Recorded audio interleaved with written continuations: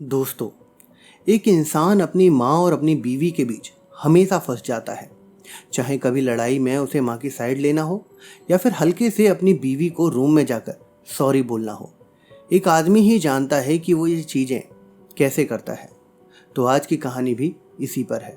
अगर आपको हमारी कहानी पसंद आए तो लाइक ज़रूर करें। कहानी की शुरुआत करते हैं एक बीवी की जुबानी से।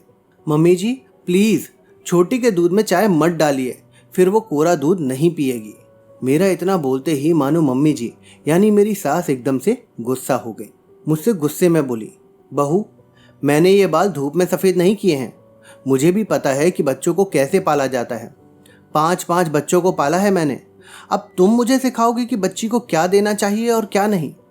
जिस पर मैंने उन्हें कुछ समझाना चाहा, पर मम्मी जी, मैं आगे कुछ बोलती इतने में ही प्रमोद, मेरे पतिदेव, बाहर आ गए। उन्होंने हमारी बातचीत सुन ली थी और ये मुझ पर ही नाराज़ होने लगे और उल्टा मुझसे ही बोले, सुनो, तुम्हें मम्मी को कुछ भी बताने की ज़रूरत नहीं है, उन्हें सब पता है। जिस पर मैंने उन्हें भी समझाने की कोशिश की, लेकिन 2 साल की छोटी को अभी से दूध में चाय। इस पर मेरे पति ने मुझे काटते हुए बोला, मम्मी जो भी करेंगी उचित ही करेंगी, मैं मम्मी के खिलाफ एक शब्द भी नहीं सुन सकता। इतना बोलकर प्रमोद कमरे में चले गए। मैं मन दबाकर रह गई।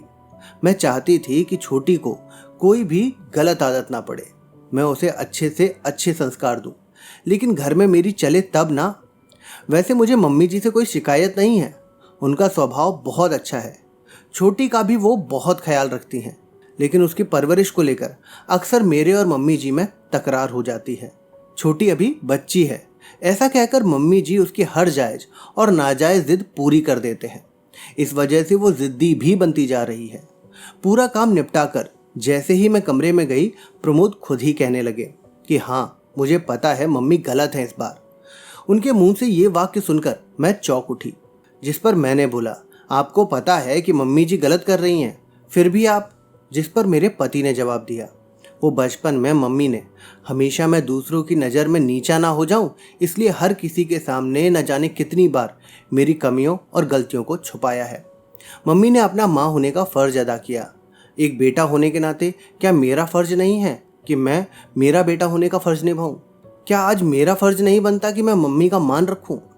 इस पर मैंने उनको समझाया, मैंने आपको आपका फ़र्ज़ निभाने से कब रोका, लेकिन छोटी को। जिस पर उन्होंने बोला, देखो, हमें कुछ ऐसा करना चाहिए कि सांप भी मरे और लाठी भी ना टूटे।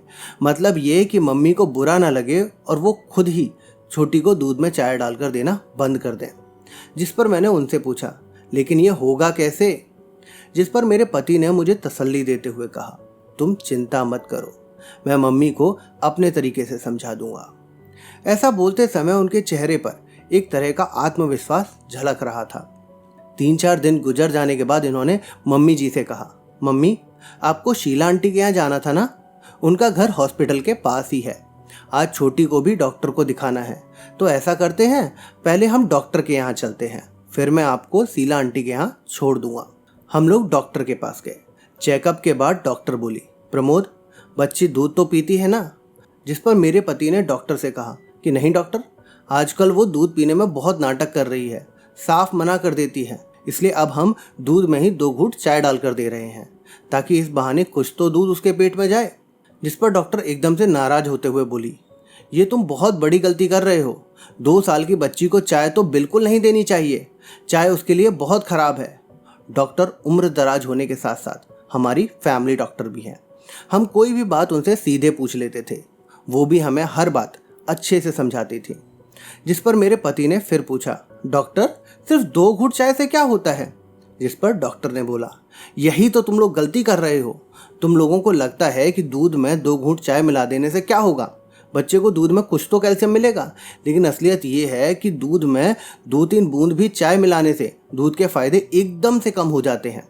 अगर एक बच्ची को चाय में स्वाद आ गया तो वो बाद में कोरा दूध पिएगी ही नहीं। हर बार वो दूध में चाय डालकर मांगेगी, तो क्या तुम फिर हर बार उसे दूध में चाय डालकर ही दोगे? मतलब ये है कि लाड़ प्यार में बच्ची की सेहत के साथ खिलवाड़ करोगे। ये सब बातें सुनकर मम्मी जी के चेहरे से लग रहा था कि उनको भी अपनी इस गलती का एहसास हो गया है। असल में मेरे पति ने हॉस्पिटल जाने से पहले डॉक्टर से फ़ोन पर बात कर ली थी। मैं मन ही मन इनकी बुद्धि की दाद देने लगी कितनी खूबी से इन्होंने अपने बेटे होने का फर्ज निभाया। मेरी नज़रों में आज इनका सम्मान और बढ़ गया। तो दोस्तों, एक पति अपनी पत्नी का पति होने से पहले अपनी माँ का बेटा होता है, इसलिए वो हमेशा अपनी माँ और अपनी बीवी को खुश करने का फर्ज ही निभाता रह जाता है। लेकिन एक आदमी अपनी माँ और अपनी बीवी से बिल्कुल एक जितना ही प्यार करता है। आज की कहानी में भी हमें यही देखने को मिला है। मैं उम्मीद करता हूँ कि आपको हमारा आज का सुविचार पसंद आया होगा। तो आप अपनी राय कमेंट बॉक्स में ज़रूर लिखें। वीडियो पसंद आई है तो वीडियो को लाइक करें, अपने दोस्तों के साथ शेयर करें। ऐसे ही और सुविचार सुनने के लिए आप हमारे चैनल सुविचार कहानियाँ को सब्सक्राइब ज़रूर कर लें। चलिए मिलते हैं आपसे अगले वीडियो में एक और नया सुविचार लेकर।